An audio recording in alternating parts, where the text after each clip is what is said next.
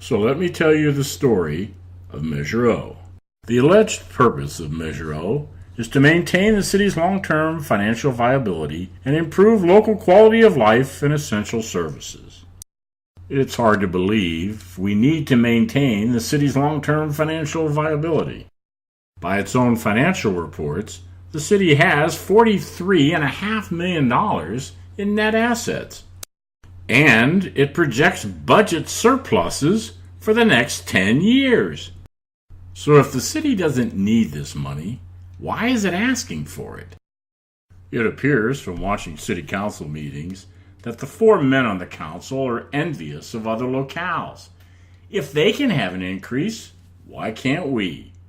It's far easier to gain approval of a sales tax increase, which is only 50% plus one vote, than it is a parcel tax, which requires 2/3 of the voters to approve. And finally, the sales tax increase would give the council majority more money to spend. It's projected at $1 million per year. But the city needed a reason to ask for this money, and so it came up with what I call the green reasons. Protect the environment, stop pollution. Oh, the irony of it all. It is ironic because the city has been the primary cause of this environmental pollution.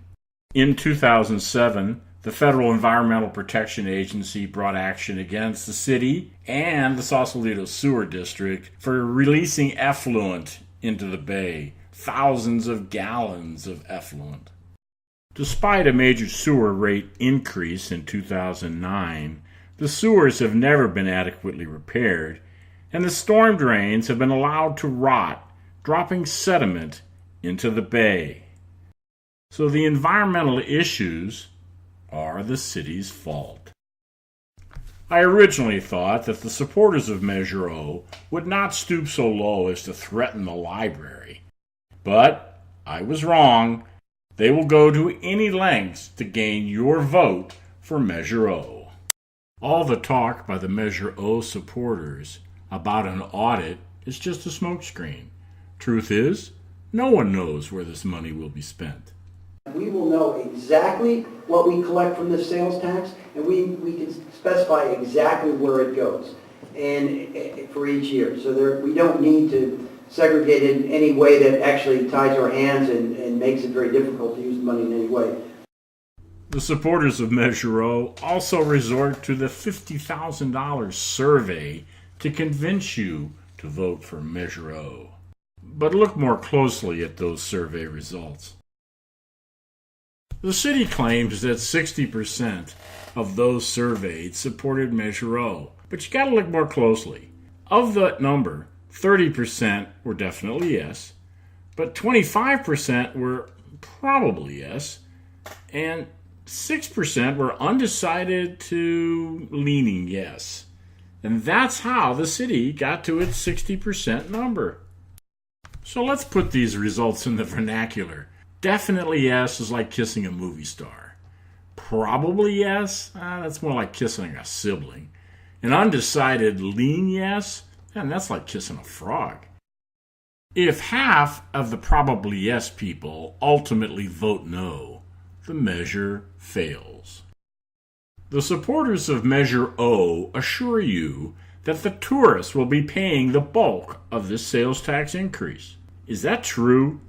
To pay just 1/2 of the projected taxes, each of the roughly 1 million tourists to Sausalito annually would have to spend $100 each. That's a lot of hamburgers, ice cream cones, and t-shirts. So who will pay the bulk of this new sales tax increase?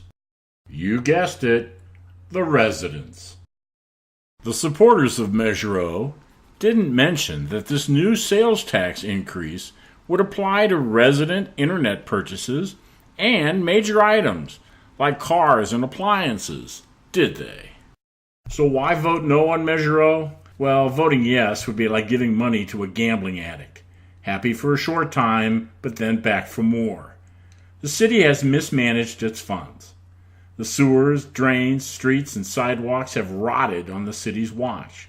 First, they hit us with parcel taxes, then sewer rate hikes.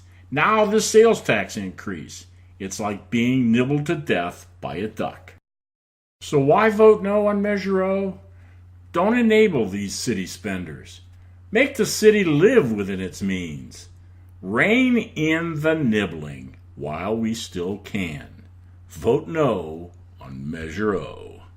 This has been a production of A Better Sausalito against Measure O. Visit us at abettersausalito.com.